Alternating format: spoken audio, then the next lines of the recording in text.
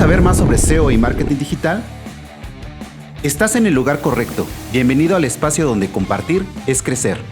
Esto es Top SEO.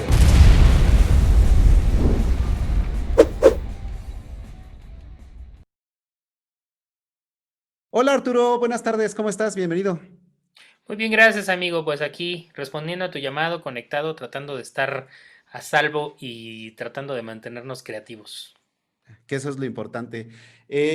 Para nuestra audiencia les presento a Arturo J. Flores, un gran escritor, amigo, aparte editor en jefe de Playboy México, un reconocido periodista musical también en México y en varias partes del mundo, y aparte estandopero, ¿no? ¿Qué más Bueno, haces, amigo? A ver, platícame.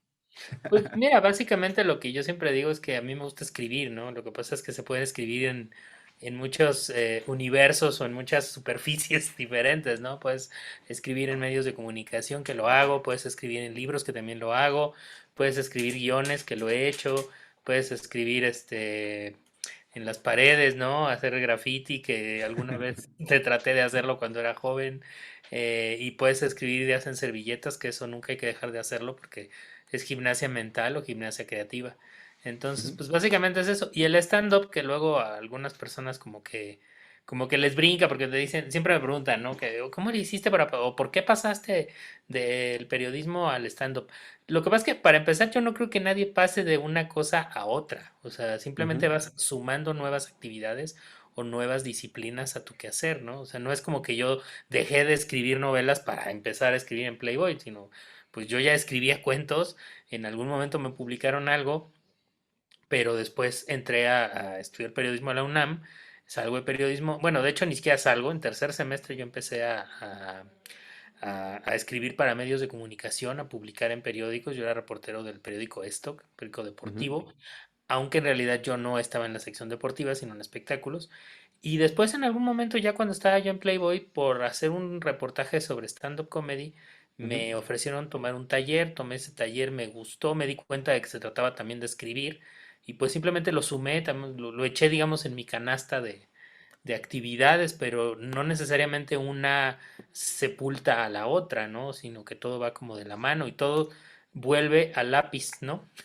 Ya nos platicaste más o menos cómo eso fue ese salto, ¿no? Que para ti fue muy natural, como dices tú, fuiste acumulando cosas y poniéndolas en la canasta, pero a final de cuentas hay un hilo conductor, que es precisamente el escribir, y escribir es contar, ¿no?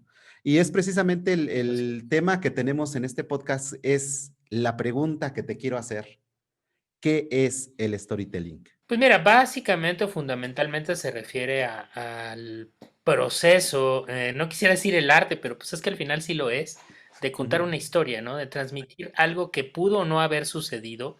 porque pues hay historias reales y hay historias inventadas, ¿no? Historias de ficción, pero fundamentalmente se trata de contar algo que le pudo haber pasado a alguien o que le pasó a alguien, que puede ser tú mismo o puede ser una tercera persona y transmitírselo a otra persona para generar en esa persona una emoción, ¿no? Una emoción que nos puede después traducir en un comportamiento, en una conducta, en un rechazo, en una afinidad, no sé, o sea, pero al final se trata de contarle algo a alguien para que ese alguien reaccione.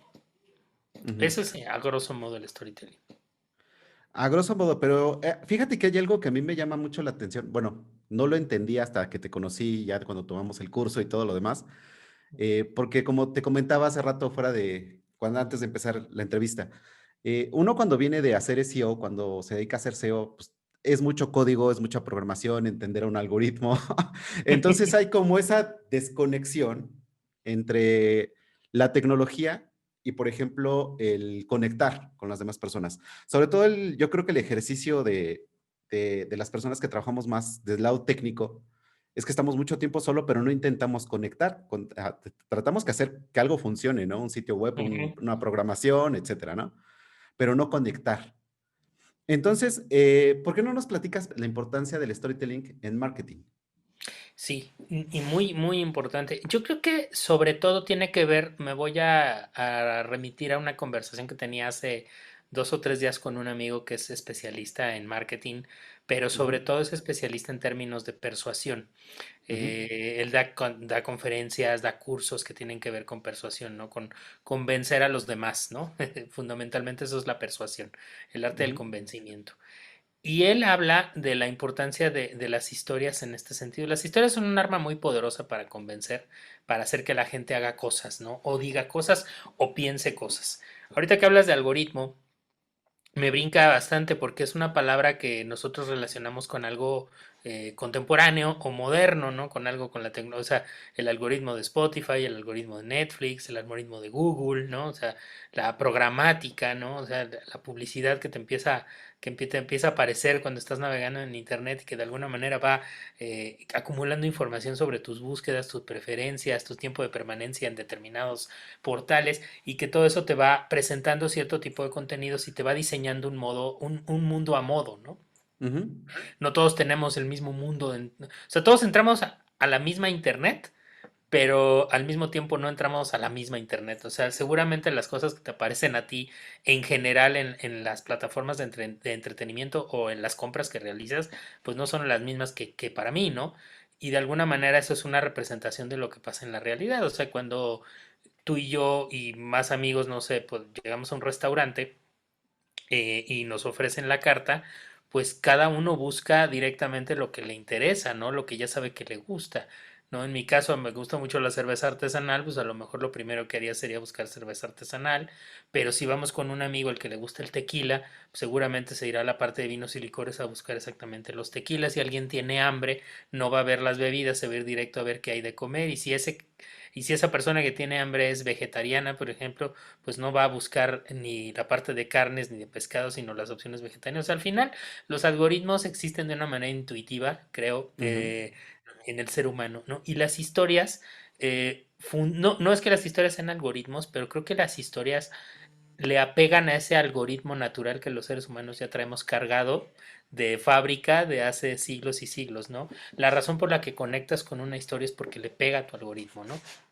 Pero ujú, también porque al final el mundo de la informática, creo yo, está inspirado, está basado en cómo funciona la psique y la mente humana, ¿no? O sea, tú que eres especialista, digamos, lo voy a decir en términos muy pedestres, en fierros, ujú, pues tú ya sabes cómo hacer para que algo se te posicione ahí, ¿no? De que yo abro un portal y el primer resultado que aparezca es ese que tú ya trabajaste a nivel SEO, ¿no? Pues un poquito las historias así funcionan, o sea, la razón por la que tanta gente se engancha con Star Wars o la razón por la que tanta gente nos enganchamos con Cobra Kai, por ejemplo, ¿no? O con Game ujú. of Thrones o con todos estos productos de entretenimiento que son, es más, el disco de Pink Floyd, The Wall, por ejemplo. O sea, la razón por la que te enganchas con eso, pues es porque le pegan a tu algoritmo natural, al algoritmo que ya trae tu cabeza y que trae tu ADN desde hace muchos siglos y que reconoce una estructura y una afinidad y una empatía y una antipatía por cierto tipo de personajes, ¿no? Que son paradigmáticos. Cuando yo doy pláticas o conferencias me encanta ponerles este juego, esta broma, que Ujú. de hecho pues seguramente a ti también ya te tocó Ya. en algún taller que te dice, bueno, les voy a contar la historia de un personaje que bajó del cielo, que formó una legión de seguidores, que empezó a hacer milagros, a revivir a los muertos, a predicar su filosofía, pero todo el tiempo habla de regresar a ese mundo superior del que él proviene, hasta que es traicionado, es ajusticiado, lo matan, resucita de entre los muertos y otra vez asciende a ese mundo de arriba, ¿no? Y entonces siempre les pregunto en las conferencias, bueno, ¿de quién estoy hablando? Y pues siempre hay alguien que me dice de Jesús, de Ujú, Jesucristo, ¿no? Y digo, no, no es Jesucristo, es E.T., ¿no? O no es E.T., es Superman, o es Goku, ¿no? Y entonces, la razón por la que todos estos productos de la cultura pop son tan efectivos y no hay lugar a dudas de que funcionan es porque están inspirados en una estructura con la que nosotros ya comulgamos desde antes de a lo mejor ser civilizados o tecnológicos, ¿no? Y que tiene que ver con el reconocimiento de esos arquetipos de los que hablaba Jung, ¿no? De esos personajes que ya están destinados a ser entrañables para nosotros. Hace 2 o 3 días, bueno, ahorita habrá quien escuche a lo mejor esto descontextualizado dentro de un año, 2 años, pero esta entrevista está siendo grabada en el contexto, por ejemplo, del Día de Reyes, ¿no? Ujú, Y días antes, tú recordarás, hubo una controversia porque a una panadería que para mi gusto son unos genios, se les ocurrió meter muñequitos de Baby Yoda o Grogu, como realmente se llama el personaje, ajá, en vez de niños del muñequito del niño Dios en las roscas y eso causó una gran controversia. Por un lado, de sus detractores, que además sus detractores funcionaron como perfectos instrumentos de marketing, porque creo que se encargaron de vender más roscas que los que estaban a favor de. Y, ujú, y entonces todo el mundo empezamos a hablar de Baby Yoda, pero no hay no es gratuito, o sea, no nada más es como, o sea, no creo que solamente se tratara de algo accidental de alguien que dijera, oye, si le quitamos el niño Dios y le metemos a Baby Yoda. Me voy a referir como Baby Yoda, aunque sé que para los fanáticos de Star Wars es toda es todo un pecado lo que estoy haciendo al denominarlo, porque sé que no se llama así, sé que no tiene que ver con Yoda, pero pues es es el nombre que le puso la gente, ¿no? Es el nombre que le pusimos y con el que todos nos referimos a él, ¿no? ujú, Entonces, no es gratuito, la verdad es que, y yo no me había dado cuenta hasta, hice un tweet, un poquito, si tú quieres, burlón, y me comentó mi amigo, del que te estoy hablando, Alejandro Llantada, el especialista en persuasión, y me ujú, dice, oye, tú quisiste hacer un chiste, pero sin querer tocaste algo que es muy real, y son esos paralelismos que existen entre el niño Dios y Baby Yoda. O sea, si tú te das cuenta y viste Mandalorian, pues existe ujú, cierto paralelismo en las historias. O sea, se trata de alguna manera de un elegido, una especie de Mesías, de una especie de Salvador, que es perseguido, ¿no? Por una especie de fuerza oscura, ¿no? De un Herodes que lo quiere matar, ¿no? O que se quiere deshacer de él, o que se quiere valer de él para extraer su fuerza, sus poderes. Baby Yoda es el símbolo de la bondad, o sea, es el símbolo de la ternura, es el símbolo de la paz, de todo lo bonito, y es entrañable.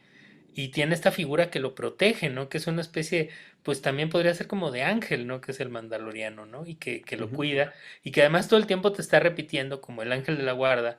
Se volvió hasta una quote de la serie, o sea, a donde vaya él, voy yo. ujú, ¿No? O sea, voy a estar detrás, es esa fuerza protectora, que además trae una espada, ¿no? Que también es muy simbólico. O sea, entonces no es gratuito que hubieran quitado al muñequito del niño Dios para poner el muñequito de Baby Yoda, o sea, sí, y no es gratuito que la gente se haya enganchado con el muñequito de Baby Yoda, ¿no? Es una gran, te acabo de dar sin querer ese ejemplo de cómo las historias te pueden ayudar. O sea, yo me metí a ver, la verdad es que creo que ya son muchas las panaderías que lo están haciendo, no sé ujú, quién habrá sido exactamente la primera. Yo me metí a ver una que era de las supuestamente primeras o la primera que hicieron esto de cambiar los muñequitos de la rosca y tenía como 3,000 seguidores en Instagram, o sea, nada, ¿no? O sea, sí, yo sí, tengo sí, más, yo tengo 4,500, ¿no? ajá, Pero ya no tenían roscas. Desde hace una semana o no sé cuánto ya estaban vendidas todas y es la misma rosca que iban a vender, pero sin muñequito. Y dándole ese pequeño twist, se les acabaron, ¿no? Fue ujú, una genialidad. Y de ahí pues ya empezaron a surgir un chorro de copias. Hace rato estaba viendo que ya va a haber una gelatina verde y ya va a haber pues no sé, X o Y cosas, ¿no? Pero te das cuenta de la importancia de las historias y de cómo enganchamos con ellas. O sea, cuando tú ves un personaje entrañable, en realidad hay Tito Monterroso, que es el autor del cuento más breve del mundo, el de "Y ujú, cuando despertó el dinosaurio todavía estaba ahí". Él decía, me parece, que solamente había poquitos temas de los cuales escribir, entre ellos el amor, la muerte y las moscas, ¿no? Que de eso se trataban casi todas las historias. Y luego creo que fue Shakespeare el que lo amplió un poquito más y dijo que en realidad todas las historias siempre se tratan de la muerte, la traición, los celos, el amor y no me acuerdo, creo que el poder, algo así. ujú, Y si te das cuenta, casi todas las tragedias shakespearianas al final se pueden resumir en eso. O sea, de hecho son arquetipos de esos temas. O sea, Otelo es los celos por encima de todo, ¿no? Hamlet es el poder y la venganza por encima de todo. Y así te puedes ir, ¿no? O sea, entonces, realmente el poder de las historias es tan grande. A mí me da mucha risa y también en muchas conferencias lo digo cuando la gente dice es que no tiene sentido aprender a escribir porque la verdad es que nadie lee. Y yo ese nadie lee, siempre le pongo matices. Si me dices que nadie lee libros, te la compro. es verdad. Ujú. Los libros no son un producto, que sí son un producto de consumo masivo, perdón, pero de los productos de consumo masivo me parece que es el menos masivo, ¿no? Estoy de acuerdo. De ahí a que la gente no lea, hay un abismo, porque leemos tweets, leemos estados de Facebook, leemos copies de Instagram, leemos copies publicitarios, leemos manuales, leemos ¿cómo se llama? Memes, leemos absolutamente todo, bueno, subtítulos, ¿no? Para cuando ves una serie normal, mucha gente la ve subtitulada. A mí me gusta verlas subtituladas. Ujú. Podría verlas nada más en inglés, pero sí me gusta verlas con subtítulos. De repente hay palabras, frases, cosas que a lo mejor no captarías si no fuera por los subtítulos. Cuando tú ves una película de 2 horas, por ejemplo, subtitulada, si te juntaran todo ese texto, seguramente te andarías aventando pues, por lo menos un libro de unas 60 70 páginas, yo creo, no sé. Entonces, Sí, realmente es muy relativo esto de no leer. Entonces, pero sí es muy importante aprender a escribir y más allá de la ortografía y de la gramática, que son cosas que pues, sí deberíamos de dominar, pero cuando me refiero a aprender a escribir es aprender a manejar ciertas estructuras y ciertos arquetipos que te van a ayudar a hacer un mejor marketing desde mi punto de vista. Y el storytelling, que es lo que me gusta más, o lo que me he clavado más, pues fundamentalmente se trata de eso, de aprender a escribir. De hecho, las mejores películas son aquellas que están escritas perfectamente bien escritas. Bueno, no las mejores películas, las más efectivas desde el punto de vista comercial ujú. son aquellas que están escritas. O sea, tú fíjate en la estructura de Volver al Futuro, de la trilogía. Y o sea, la manera en la que está escrita es maravillosa, o sea, y juega un papel importantísimo en la huella tan profunda que dejó pues no solo en una, sino en varias generaciones, ¿no? En convertirse en un producto de la cultura pop. Harry Potter es otro, este, no sé, o sea, el éxito que ha tenido Cobra Kai hoy en día, sí, la nostalgia juega un papel importantísimo, pero no lo es todo. Es también la manera en la que está escrita y la manera en la que está contada, ¿no? Ujú. Porque la gente se engancha, para bien y para mal. O sea, toda la gente que se está quejando y que dice, ¿cómo es posible que estemos tan enganchados con la historia de dos señores que no superan sus diferencias desde hace 40 años? Perdóname, pero pues es que esa es una gran historia. O sea, las grandes guerras de la humanidad se han librado por gente que no supera sus rencores y porque el ser humano tiende a ser rencoroso. Aunque hoy día nos las demos de New Age y de que todo es amor y paz, la realidad es que somos rencorosos y no olvidamos. Por eso nos reflejamos perfectamente bien en Johnny y en Daniel, pero además, por lo menos lo que fueron las primeras 2 temporadas, la gente empatiza con el villano, supuesto Ujú. villano, que es Johnny, ¿no? O sea, a la gente le cae gordo Daniel porque es demasiado bueno y eso no es humano. La No, eso no, humanidad no es no, normal. no es normal, exactamente. No, el poder de las historias para el marketing me parece que es muy bueno. O sea, otro ejemplo que alguna vez leí en un análisis que me parecía gran ejemplo de storytelling aplicado a la mercadotecnia es cuando Coca-Cola empieza a tener su primera gran crisis derivada de esta moda que existe, que ya no es una moda, ya es una nueva tendencia bastante implantada, que es la de cuidarse, ¿no? La mayoría de la gente ya se cuida lo Ujú. que come, por lo menos es más consciente, ¿no? Por eso los productos ahora traen sellos de que sí, sodio y, ¿no? Y grasas trans y Azúcar. todo ese rollo. O sea, antes no le valía, ¿no? Sí, hay mucha gente que le vale, come lo que quiere y todo, pero en realidad yo no creo que antes, nunca en la historia había habido tantos gimnasios, ahorita están cerrados por la pandemia, pero todavía hace 2 años no había habido yo creo que tantas cadenas de gimnasios a nivel mundial diferentes, tantas dietas, tanto producto para cuidarse, ¿no? Y esto tiene que ver también con el advenimiento de estas cosas, ¿no? De los celulares. El momento en Ujú. el que todos traemos una cámara en la mano para tomar fotos, transmitir en vivo, nos obligamos inconscientemente a vernos mejor, a estar delgados, a traer un corte de pelo, un look más o menos a la moda, a vestirte, si tú quieres, no con ropa cara, pero sí con ropa, pues al último grito de la moda, ¿no? O sea, Ujú. hay una creciente vanidad porque ya es más fácil que nos exhibamos ante los demás. Entonces, cuando Coca-Cola empieza a tener su primera crisis, porque pues el gran enemigo son las bebidas azucaradas, por ahí leí que había una directora de mercadotecnia, no recuerdo si era en Holanda, que tenía la encomienda de revertir eso, ¿no? De poderlo, o sea, de volver a levantar, por lo menos en el imaginario, a Coca-Cola. Ujú. Mm. Y lo que se le ocurre se me hace una gran idea, es decir, bueno, ¿qué es lo que está de moda, no? ¿Qué es lo que la gente está comentando, haciendo y todo? Entonces volteé a darse cuenta que en ese momento era el advenimiento de la selfie, ¿no? O sea, la selfie era el momento de la selfie, era lo nuevo, de hecho era una palabra nueva que no existía, ¿no? Tú no te hacías selfies con las cámaras reflex, no había forma. Eso es algo que inventaron los celulares, ¿no? La selfie. Entonces dice, bueno, ¿qué es lo más, o sea, qué es la selfie? ¿Por qué nos gusta tanto las selfies? Pues porque es el ego, ¿no? Soy yo. O Ujú, sea, la selfie es tomarme una foto a mí mismo y compartirla. Es el ego. ¿Qué es lo más propio que tienes después de tu cuerpo, digamos? Tu nombre, ¿no? ujú. De hecho, el sonido de tu nombre es uno de los sonidos más agradables para el oído, para tu oído. O sea, uno de los consejos que da la gente que sabe neuromarketing, pues es que siempre te refieras a la gente por su nombre, ¿no? Que yo todo el tiempo te estuviera diciendo, oye Miguel, mira Ujú. Miguel, gracias Miguel, ¿no? O sea, todo el tiempo. Y hay gente que lo hace a nivel consciente y eso los hace mejores vendedores de ideas, de productos y de todo. Entonces dice, pues el nombre, pues entonces hagamos una Coca-Cola que lleve tu nombre, ¿no? Y es cuando las latas empiezan a traer, pues tu nombre, ¿no? La lata de Miguel, la lata de Arturo, la lata de Paola, la lata, etcétera.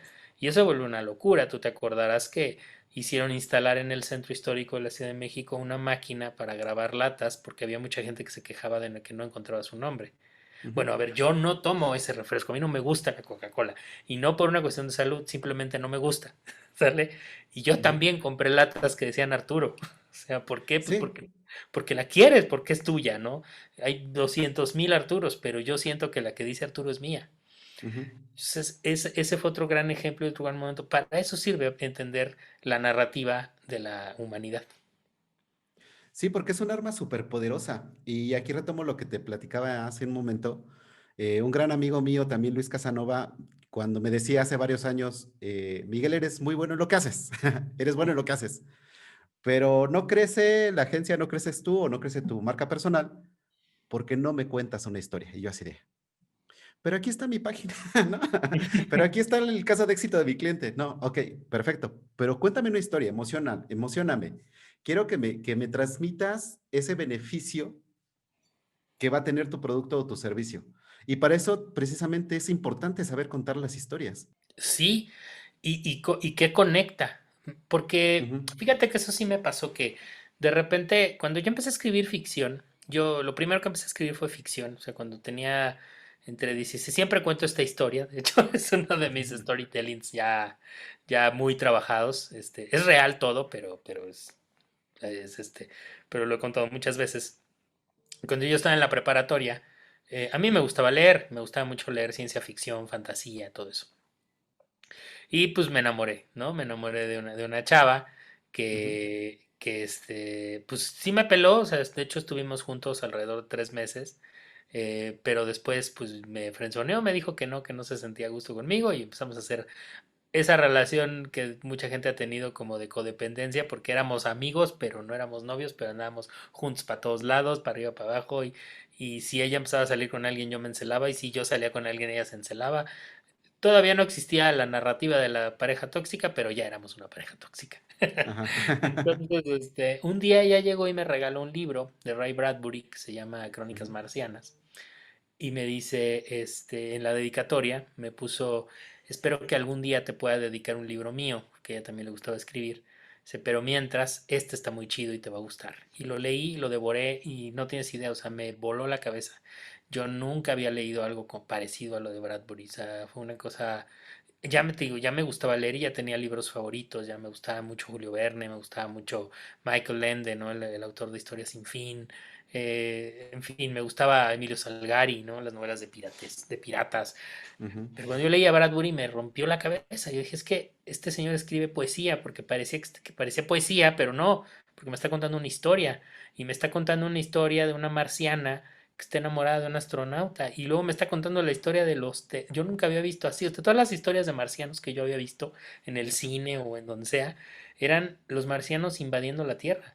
O sea, yo nunca había visto a alguien que se le ocurriera voltear las cosas, que es uno de los recursos, por ejemplo, del storytelling, ¿no? Voltear la Ujú. historia Y en Crónicas Marcianas son los seres humanos, somos nosotros los terrícolas quienes invadimos y depredamos Marte.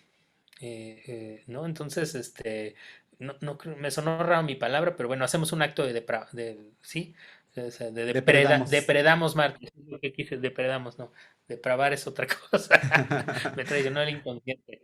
Sí, no, depredamos Marte. Entonces, a mí me voló la cabeza, dije, wow, o sea, está increíble, ¿no? Y eso es lo que me hizo escribir.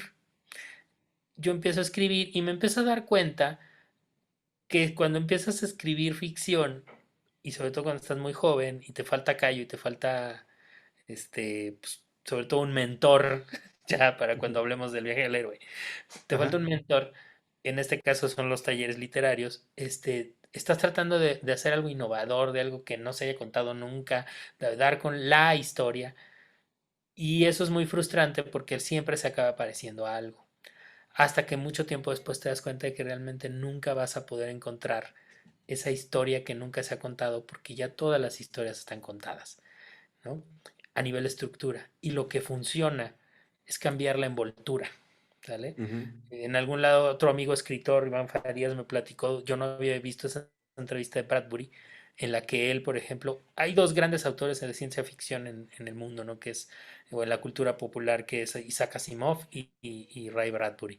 Y casi casi es un Tigres o Rayados o un Manchester, City Ujú. Manchester United o un Barcelona Madrid. O sea, o te gusta Bradbury o te gusta Asimov. A algunos les gustan los dos. Fundamentalmente a casi todo el mundo le gusta Asimov porque es muy técnico, muy científico. Yo soy del team de Bradbury porque a lo mejor soy más cursi, entonces me gustan mucho los juegos de lenguaje. Bradbury Ujú. no es un tipo científico, ¿sale? Él todo lo resuelve con magia y con poesía. O sea, él no te explica cómo se viaja en el tiempo. Él simplemente te pone una máquina del tiempo y alguien que se trepa y aparece en otra época. Pero la máquina es hermosa, la máquina Ujú. tiene alas de mariposa y o sea, así son sus soluciones. Y Asimov no. Asimov te cuenta perfectamente bien cómo se rompe el espacio-tiempo, la curva y todo porque él es científico. Entonces, te das cuenta que nunca vas a encontrar esa historia novedosa, sino simplemente se van a cambiar las envolturas. Bradbury dice que una de sus historias de ciencia ficción la escribió porque él en realidad quería escribir una novela, no me acuerdo exactamente si era un western o creo que era un western, él quería hacer un western, pero lo quería meter a un concurso, pero el concurso solo admitía, ¿cómo se llama? Obras de ciencia ficción. Entonces lo que hizo fue sacarlo del espacio y ponerlo en un planeta. Y ya, así lo resolvió. Pero funciona, ¿no? Funciona, porque no importa si está en el espacio, si está abajo del mar o si está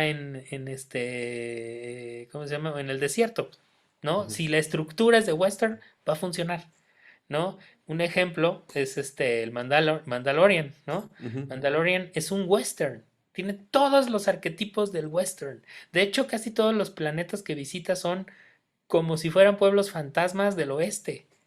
Inclusive hay uno en el capítulo en donde encuentra a un sheriff, que además se llama sheriff, con el traje de Boba Fett, ¿no? Y que Ujú. lo ayudan a matar a un dragón enorme y ya que lo matan, entonces le regresa el traje. No es que ese capítulo, ese pueblo que está en el espacio, es un pueblo fantasma del oeste. Inclusive entran a una cantina, que es como las cantinas de las películas del oeste, y hay una pelea. O sea, y hay otro capítulo en el que vienen trepados en un como camión espacial, pero que es un tren. Y que parece la escena en la que están los bandoleros trepándose al tren porque lo van a saquear. O sea, están puestos todas los ingredientes de un western, pero en el espacio. El Ujú. Mandalorian es un Clint Eastwood, ¿no? Y su casco es el sombrero.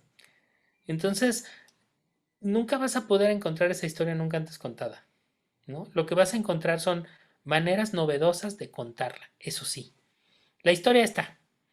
O sea, El Rey León es Hamlet, eso se ha comentado millones de veces.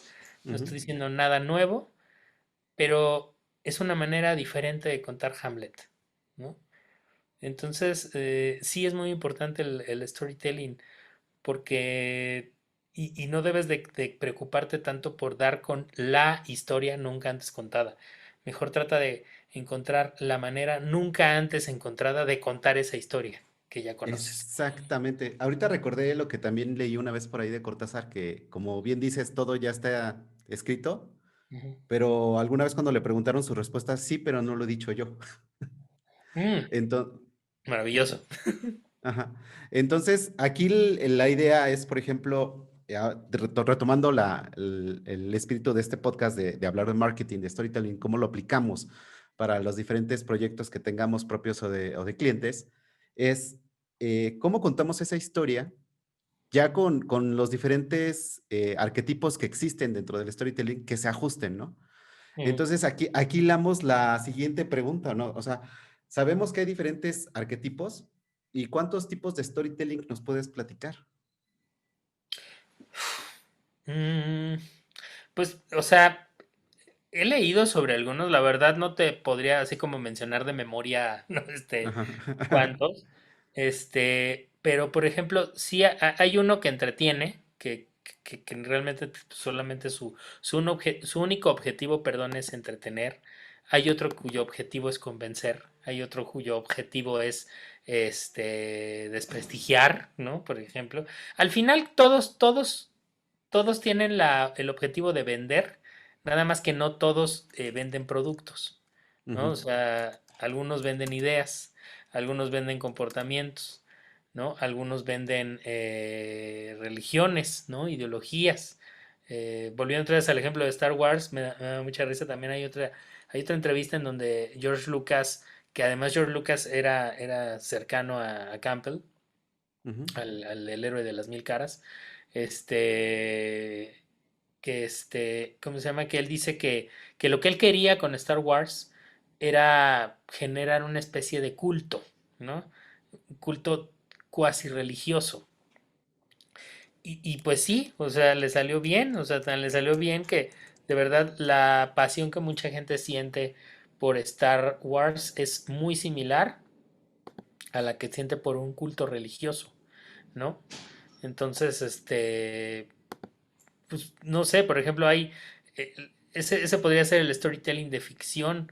También ahí está el storytelling. Un storytelling que me parece que funciona mucho en el mundo del marketing es el como autorreferencial, ¿no? ujú, Es el del viaje personal, el de la historia personal, que es ese storytelling en el cual, y lo hemos visto con muchos grandes empresarios, como Richard Branson, por ejemplo, el mismo Elon Musk, por ejemplo, que es como valerse de su historia personal para de alguna manera representar la parábola del crecimiento o nacimiento de su empresa, ¿no? O sea, normalmente el empresario es como, o el CEO es como la personificación del storytelling de la empresa, ¿no? O sea, tú ujú. ves cómo es Virgin, por ejemplo, y pues es como Branson, ¿no? Es una marca arriesgada, vale, joven, aunque el señor tenga 60 años, no importa, ¿no? Pero el cuate se mantiene en forma, es guapo, lo mismo se avienta en paracaídas que atraviesa el océano en su velero, ¿no? O sea, es así.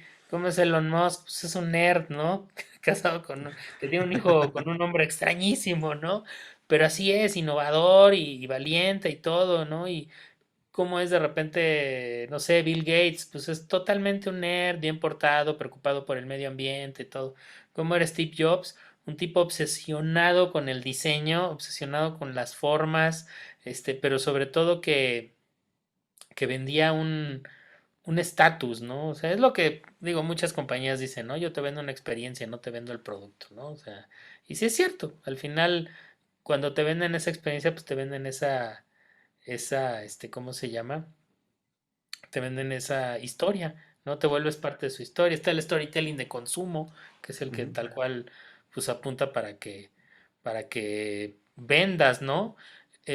Para que compres, para que te hagas de productos y de servicios y de bienes.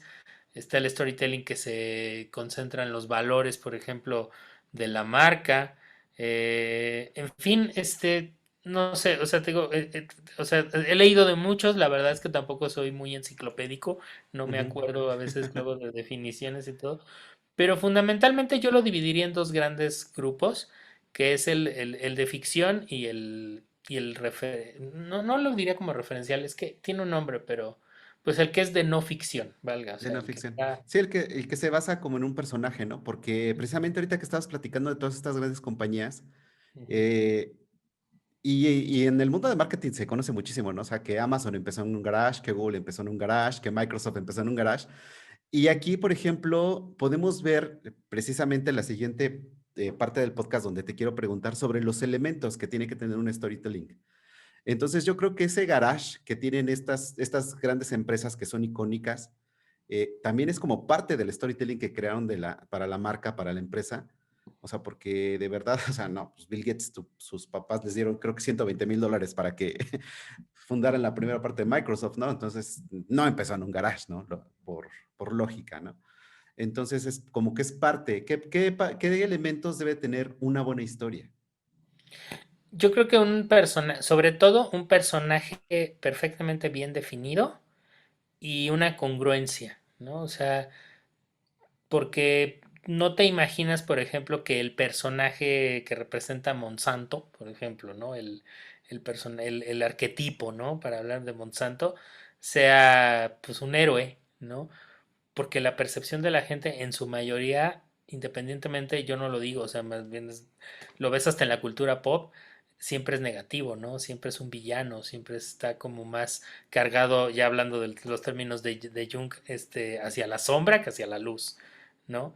Entonces, sí, yo creo que tiene que ser un personaje perfectamente bien definido, pero sobre todo un personaje que sea congruente con los valores. O sea, el storytelling tiene que estar alineado con los valores de la marca, ¿no? O sea, si tu marca es, por ejemplo, no sé, Coca-Cola, ¿qué te vende, por ejemplo, ¿no? Coca-Cola te vende la felicidad. De hecho, el personaje de Coca-Cola en cuanto a storytelling es súper efectivo porque es Santa Claus. Ujú, ¿No? O sea, Santa Claus no tenía cara hasta que se lo puso Coca-Cola, ni colores, ¿no? Existía la leyenda de San Nicolás y tiene como su réplica o su equivalente tanto en Norteamérica como en Rusia, como en todo, digo, como en todos los territorios, por lo que hablábamos, pues porque ahí está el arquetipo, nada más le cambian, ujú. perdón, no le cambiamos la manera en la que lo presentamos. Pero ese icono que todos conocemos del señor del traje rojo, el trineo, los renos y todo ese asunto, eso es invención de Coca-Cola. ¿Sale? ¿Por qué? Porque lo que te vende, pues la felicidad. Porque el azúcar, independientemente del daño que te pueda hacer, pues sí te produce felicidad. O sea, cuando Ujú, estás triste, cuando estás deprimido, lo que quieres es comer azúcar. Aunque 20 minutos después te manda todavía más a la lona, porque ya que se te pasó el rush del azúcar, pues ya otra vez te sientes mal y a veces hasta peor que antes de comerlo. Pues la realidad es que en el momento te vende azúcar, ¿no? Te vende felicidad, perdón. Entonces es la chispa de la vida. ¿No? Entonces tú ves a Santa... O sea, ¿qué te puede dar más alegría que recibir un regalo de Navidad? ujú, ¿No? Y la imagen del viejito bonachón y todo, pues es eso, ¿no? Pero no es la misma imagen que podría, o el mismo... Sí, o sea, estoy tratando de pensar en otro personaje que sea así súper, súper identificable para todo mundo. eh, pero pues mira, un poquito a lo mejor se podría decir que Michael Jordan es ese personaje heroico arquetípico de Nike, ¿no? O ujú. sea, digo, obviamente Nike es más viejo que Jordan, pero bueno, que Jordan famoso. Pero pues cuando tú piensas en Nike, perdón, en Jordan, piensas en sus tenis, en su ropa deportiva, en la... De hecho, creo que la palomita, algo, sí, no, no es cierto, la palomita no, pero hay algo del logo de Jordan saltando que Ujú. tiene que ver con storytelling y todo. O sea, sí, yo creo que uno de los ingredientes es eso, ¿no? Un personaje perfectamente identificable, congruente con los valores de la marca, con un arquetipo muy bien establecido, y, perdón, le pegué al micrófono, y pues una historia contada de manera muy estructural, ¿no? Estructural y estructurada, ambas Ujú. cosas. Que precisamente para hablar de estructuras, ya lo habías mencionado hace poquito, está el viaje del héroe, ¿no? De Joseph Campbell, Ujú. que, por ejemplo, si no lo han leído, por favor, lean su libro, es extraordinario. Yo creo que es de los de cajón, ¿no? Cuando estudias periodismo o cuando estudias literatura, para que entiendas ese tipo de arquetipos que puede haber y la fuerza que tiene la historia, ¿no? A través de la fuerza que tienen las historias a través de la historia de la humanidad. Sí, y que además es un paradigma, o sea, es una historia que se repite muchas veces, ¿no? Y que es esa, ¿no? La del... Voy a abrir un pequeño paréntesis antes de hablar del viaje del héroe, Ujú, porque es una historia que yo de verdad, ahí sí, no la conozco del todo, o sea, no he visto la serie en su conjunto, o sea, conozco el personaje, que es Sabrina, ¿no? ujú, Estaba leyendo ayer en Twitter y me dio mucha risa que la gente estaba muy enojada porque por lo que entiendo, a lo mejor voy a hacer un spoiler a los que sí la estén viendo, pero pues es que la serie ya se acabó, está en Netflix, creo, es una serie de una bruja, y entonces creo que al final de la serie ella muere y su novio, que entiendo que es mortal, se suicida para poder estar con ella juntos por toda la eternidad. Y la cuestión es que esta época de, digamos, corrección política extrema que estamos viviendo, ujú. pues hizo que mucha gente se sintiera ofendida porque pensaban que ese final estaba de alguna manera glorificando o exacerbando la idea o romantizando la idea del suicidio, ¿no? La idea de acabar con tu vida. Y a mí, pues no he visto la serie, entonces no puedo opinar, pero a mí sí me dio como que en cuanto leí eso, o sea, dije, wow, o sea, se suicida y luego él se suicida para que estén juntos en la eternidad. Es Romeo y Julieta. Ajá. No, o sea, sí, ¿no? O sea, porque a lo mejor sí con sus variantes, aquí está toda una bruja y él, pero además la historia de Romeo y Julieta se ha contado tantas y tantas veces de maneras tan distintas. O sea, es un gran formato de storytelling. O sea, desde la película, no me acuerdo quién la dirige, donde sale Leonardo DiCaprio, que es un Romeo y Julieta traída a la modernidad, hasta cuántas telenovelas, hasta la película de Underworld, ¿no? Que son Ujú, los hombres lobo contra los vampiros, o sea, se ha contado muchas veces, pero sí dije, wow, o sea, le quisieron aplicar un final a Sabrina tipo Romeo y Julieta, o eso es lo que yo pienso, no sé, insisto, no lo he visto. Dije, pero no le gustó a la gente porque lo juzgan desde un punto de vista moral. Y yo creo que las historias de repente no se pueden juzgar tan en con esos parámetros, ¿no? No sé. Nos vamos a meter en un terreno delicado porque he tenido esta conversación, más no discusión con personas, ¿no? Que por ejemplo dicen que de repente las historias que son muy violentas pues pueden fomentar la violencia. Híjole, no sé, porque entonces si una historia estuviera de llena de paz y armonía, pues en teoría quien la leyera automáticamente se volvería pues, una persona amorosa y sin, con cero comportamientos agresivos. Y creo que no funciona así. O sea, creo que las historias sí nos pueden impresionar profundamente, nos pueden convencer de cosas, pero no nos cambian, no nos convierten en algo diferente a lo que ya éramos de la noche a la mañana.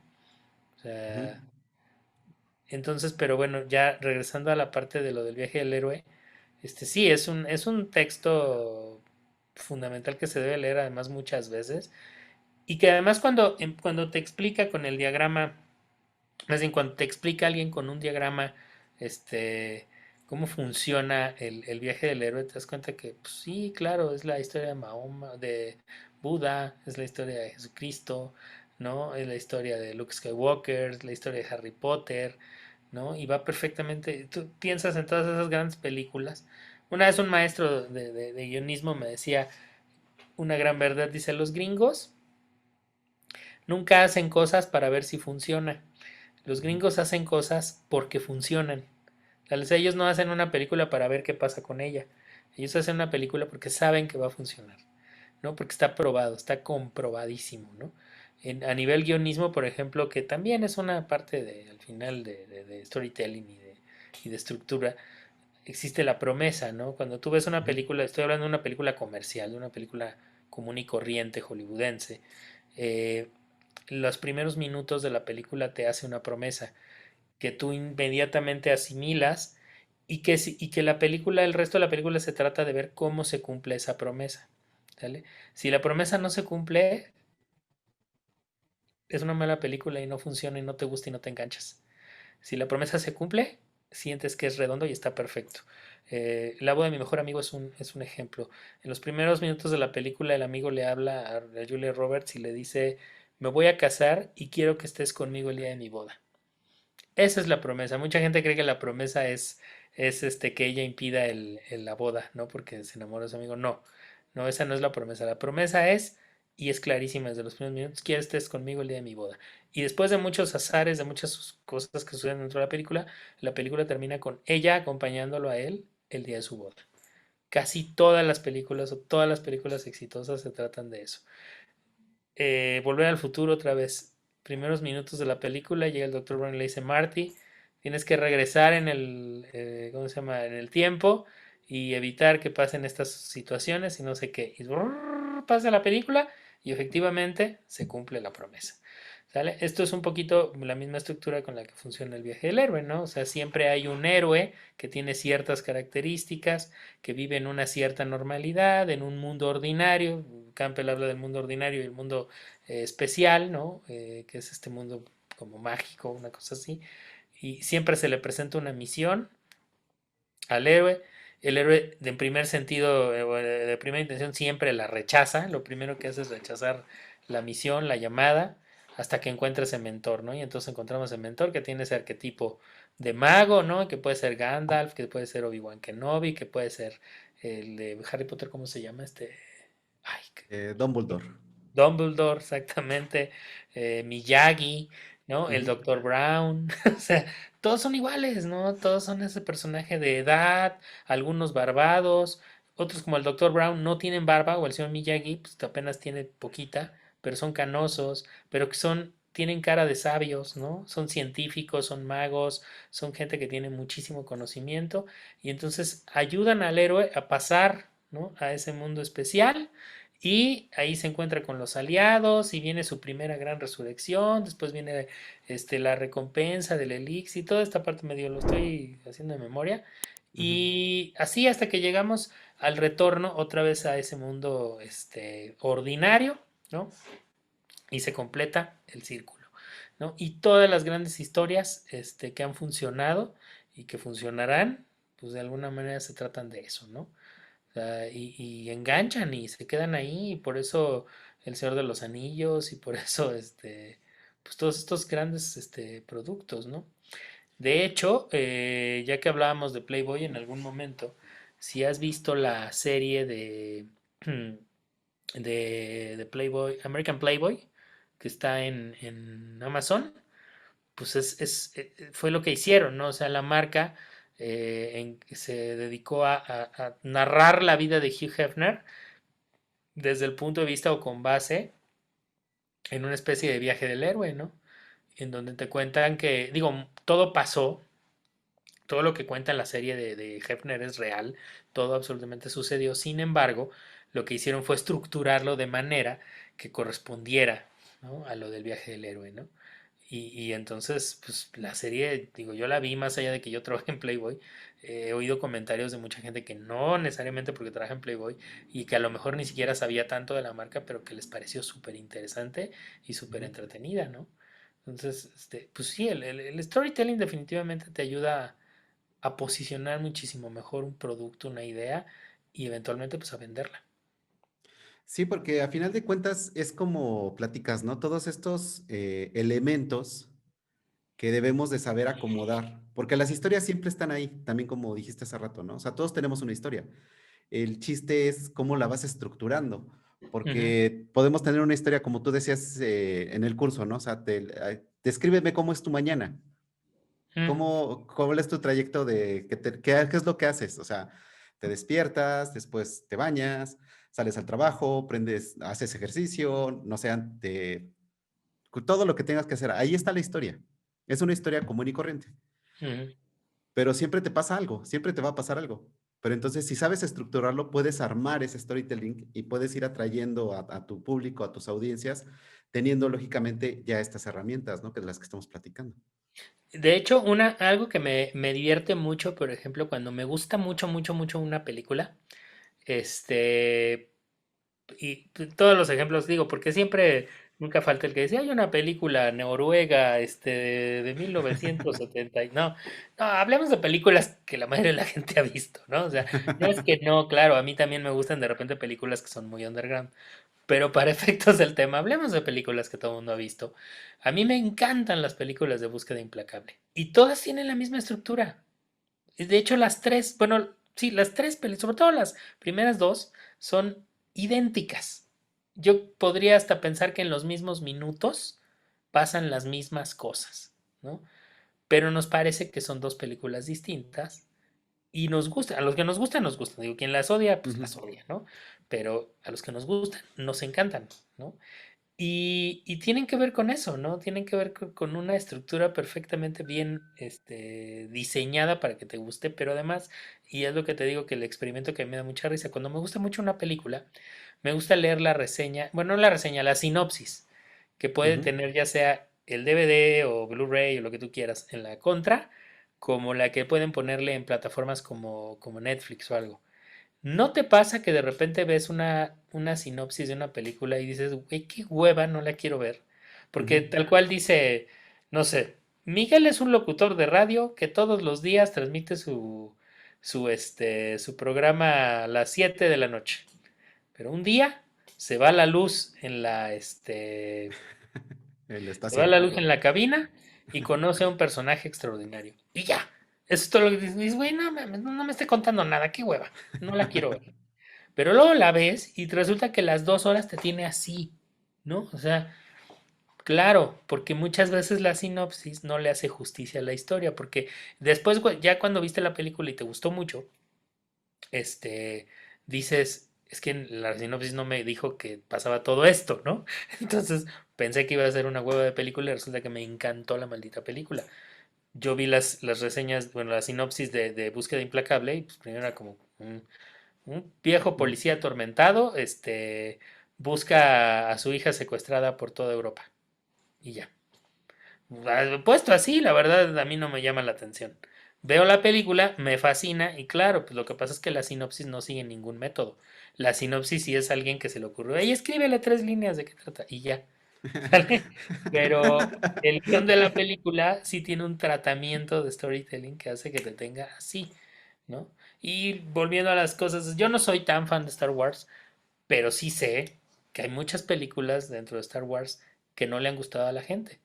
Y que una de las razones por las que The Mandalorian se volvió tan exitoso, muchos dirán fue Baby Yoda, sí, o sea, Baby Yoda te da risa o te da ternura 20 minutos, pero no te aguanta 2 temporadas de una serie con capítulos. La primera temporada creo que tenían como media hora y ya en la segunda ya duran 1 hora. Si no estuviera tan bien hecha, tan bien escrita, Ujú. no hubiera triunfado. No es Baby Yoda. Baby Yoda es parte de, pero no es Baby Yoda. Es que está muy bien escrita. Es de los elementos que platicábamos, ¿no? De los elementos que tiene que tener una buena historia. Ujú, Porque sí, a final de cuentas es saberlo transmitir, ¿no? O sea, el contar esa historia. Ahorita que me estabas hablando de la sinopsis, me dio mucha risa, porque es algo que nosotros cuando nos dedicamos al SEO lo hacemos mucho, ¿no? Es de, tenemos 170 caracteres, 150 caracteres, ¿no? O tenemos ujú. 225 y describe de qué se trata tu sitio web, ¿no? Entonces te limita muchísimo, a menos de que hagas un ejercicio de creatividad, ¿no? Claro. Que ahí es Y donde mira, tienes... uno de los ejemplos es el que decíamos de Tito Monterroso. O sea, Ujú, eso podría ser la sinopsis de una historia. Y es una historia en sí misma. Y es muy buena. O sea, si tuvieras, no conocieras el cuento del dinosaurio y un día agarras un Blu-ray, lo volteas y la sinopsis dice, y cuando despertó el dinosaurio todavía estaba ahí, yo sí quiero ver la película. O sea, de- de- me está diciendo demasiadas cosas en 3 palabras. Hay un cuento de un escritor mexicano que creo que se llama José Luis Ramírez, que de hecho es más corto todavía que el de Monterroso. Lo que pasa es que su título es más largo. El cuento en realidad es muy corto. Y es que el cuento se llama Milagro en Robotpolis, ¿no? ujú. Y el cuento solamente dice fue niño.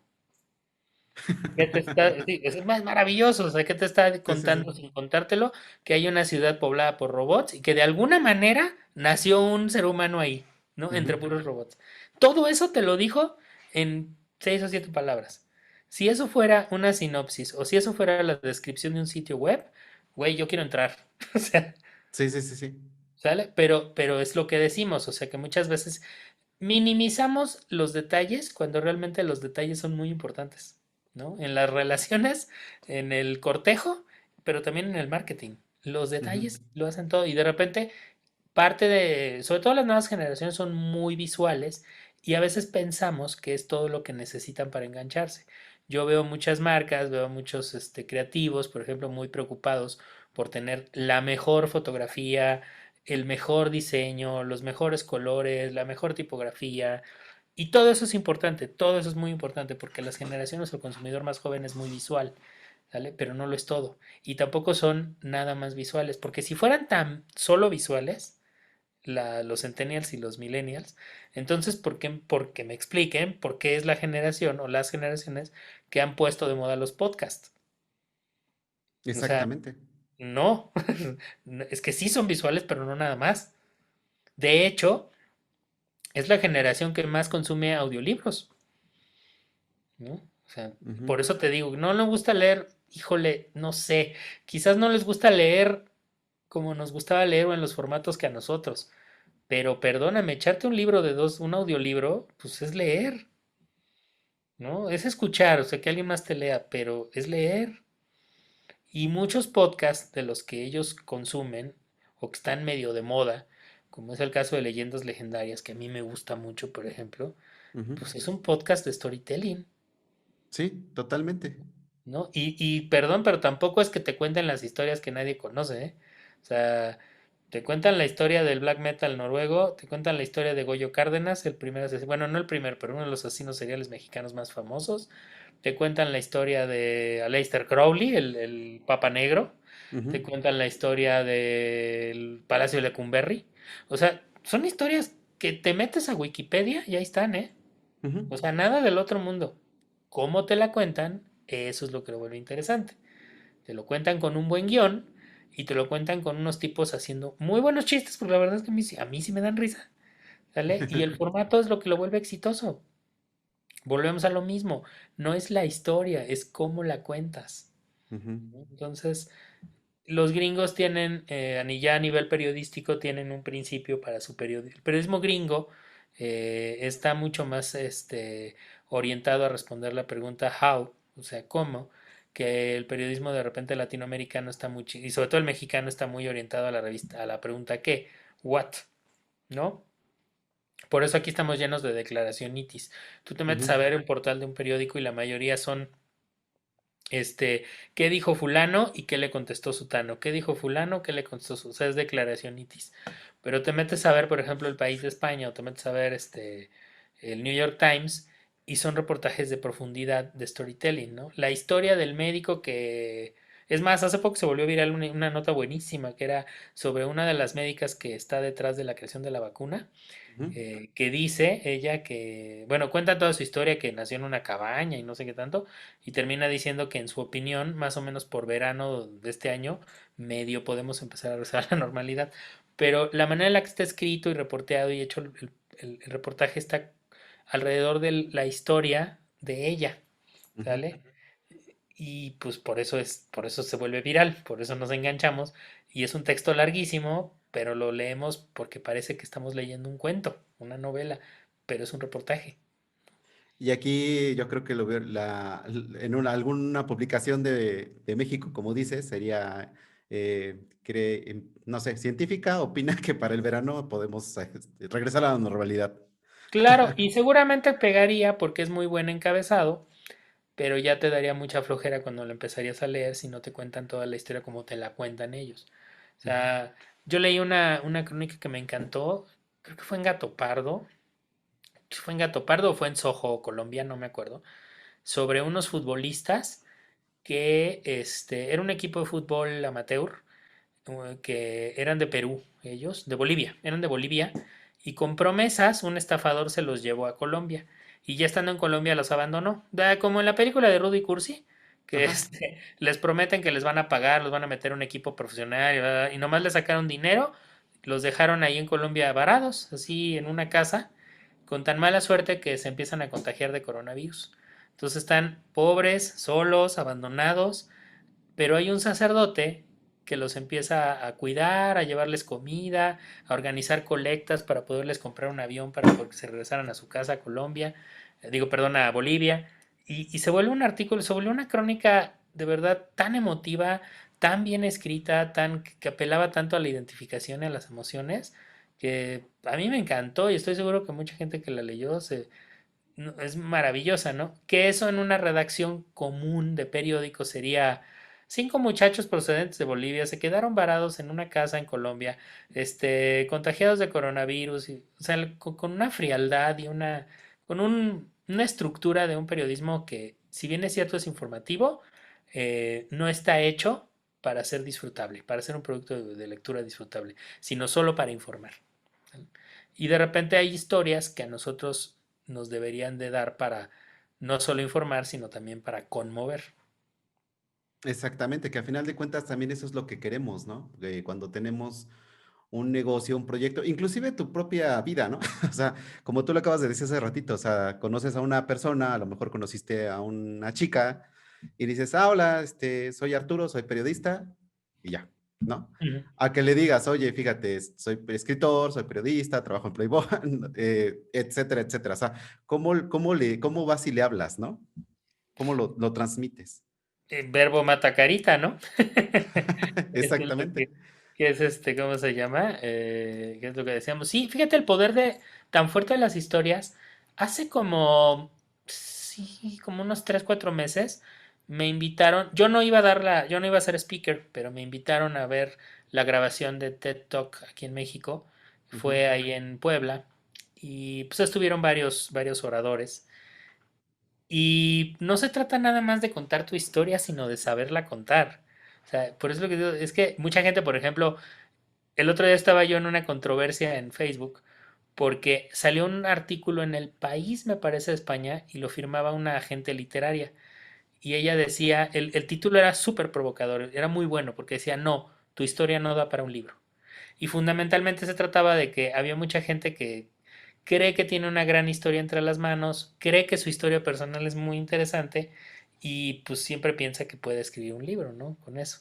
Entonces la gente literaria lo que decía es: no, a ver, espérate, yo recibo docenas de manuscritos con ideas como la tuya y son muy malos. No cualquiera puede escribir un libro, ¿no? Entonces, cuando yo lo compartí en Face, muchos de mis contactos escriben, muchos son periodistas, muchos son storytellers, y decían: no, no, no, cómo no, está mal, es una arrogante esta señora, cualquiera puede escribir un libro, una buena historia está donde sea. Yo, a ver, sí, una buena historia la puedes encontrar casi donde sea. Es más, todos tenemos una historia que vale la pena ser contada. De ahí a que la puedas contar tú, ese es el meollo, o de eso es de lo que ella está hablando, que no todos tienen la habilidad de ser buenos storytellers, ¿no?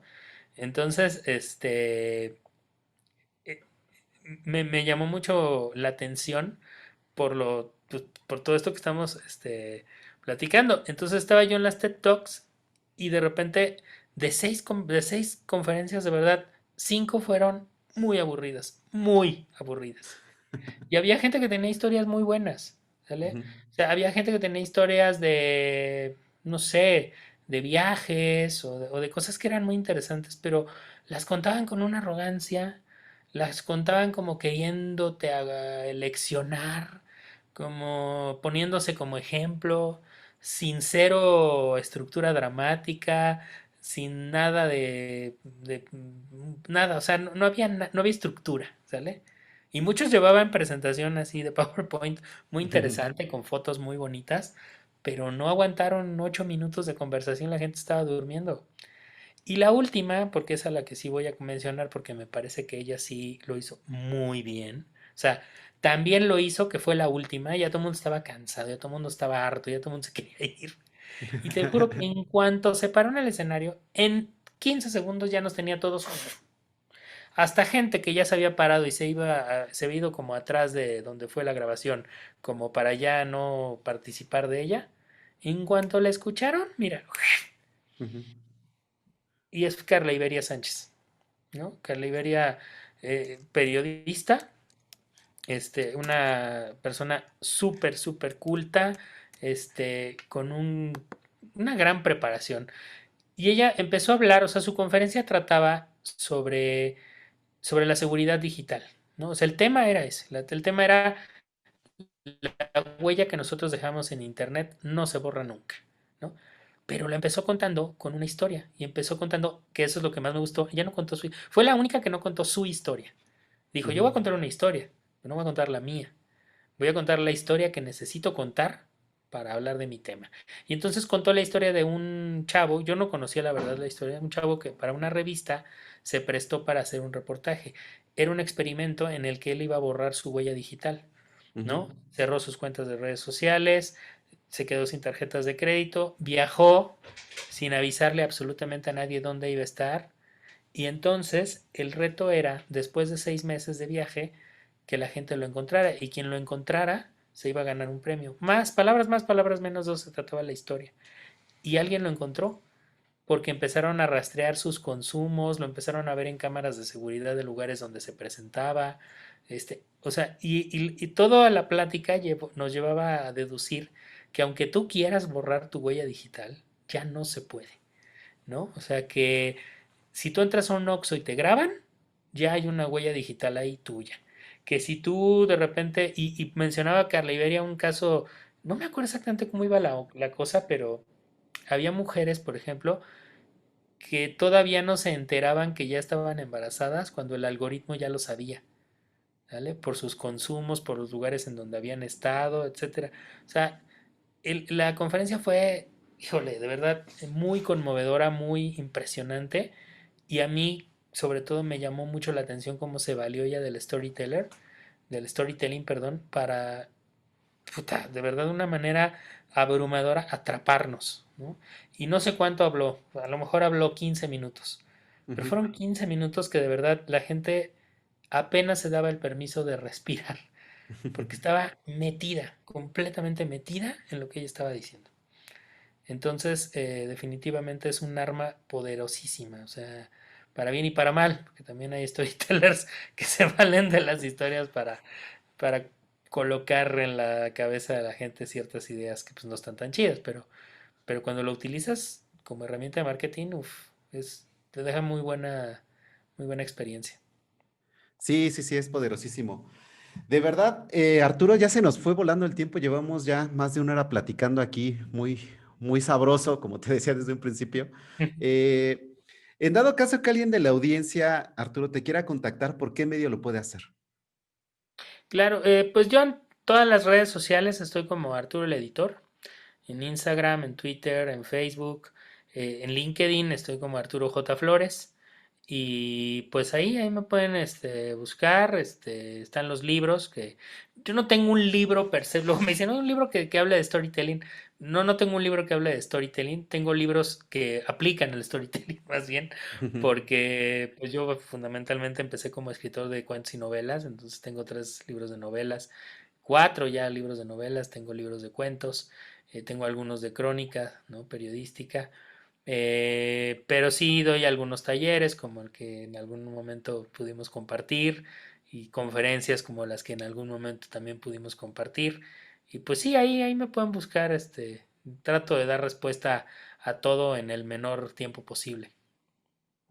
Muy bien, Arturo, de verdad te agradezco mucho tu tiempo. Siempre es bastante aleccionador platicar contigo. Te extiendo la invitación para otro podcast donde vamos a hablar de otras cuestiones que sé que también sabes muchísimo y que tienes por ahí en el tintero. No, hombre, pues yo encantado de la vida, no pasa nada. Fíjate que es paradójico cómo este encierro nos ha vuelto más. Ahora ya no tienes pretexto para decir, y es que el tráfico, no llegué. Exactamente. Ni hablar. No, claro, yo feliz de la vida, ¿verdad? Porque, pues digo, como dice, o decía, perdón, como decía Carlos Fuentes, yo soy una maquinita de hablar. Entonces, pues no, pues a mí me encanta. Muchas gracias a ti por invitarme y cuando quieras, también le damos a ese otro tema. Muy bien. Te agradezco mucho, Arturo. Que estés muy bien. Hasta luego. Hasta luego, gracias. Five, four, three, two, one, zero. Gracias por llegar hasta aquí. Esperamos seguir contando con tu presencia en nuestro siguiente episodio. Si te gustó este podcast, recomiéndanos, suscríbete y comparte. Esto fue Top SEO. Suspect is armed and dangerous. I repeat, the suspect is armed and dangerous.